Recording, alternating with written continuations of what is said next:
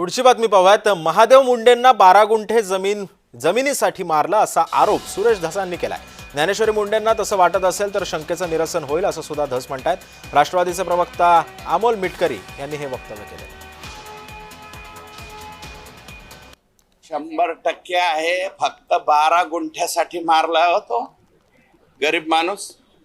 महादेव मुंडे आता पुढे येतंय ना, आणि त्याच्यामध्ये गोट्या गीते, अजून एक राजू फड, ह्या वाल्मिक कराडचा धाकटा मुलगा, ह्या सगळ्यांची नावं जी आहेत ती नावं बाळा बांगर कधी एकेकाळी रोज ह्या आकाबरोबर असणारा माणूस आहे।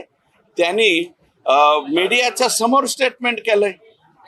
हा बाळा बांगर मला वाटतं त्यांच्या प्रेसमध्ये आणि काय सांगितलंय की मी ज्या वेळेस आकाला भेटायला गेलो त्यावेळेस तिथं एक त्या माणसाचं चमडं काढून आणलं होतं, एक हाड काढून आणलं होतं, आणि त्याचं ब्लड सुद्धा यांच्या ऑफिसच्या टेबलवर होतं। आणि ते हे मी नाही बोललो, बाळा बांगर बोललेले।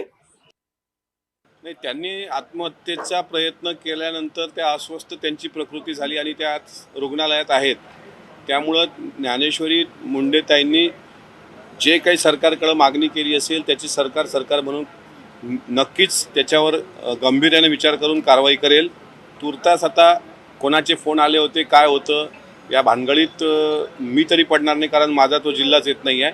पण जर एखाद्या महिलेला असं जर काही वाटत असेल, शंका असेल, तर त्या शंकेचं निराकरण सरकार करणार।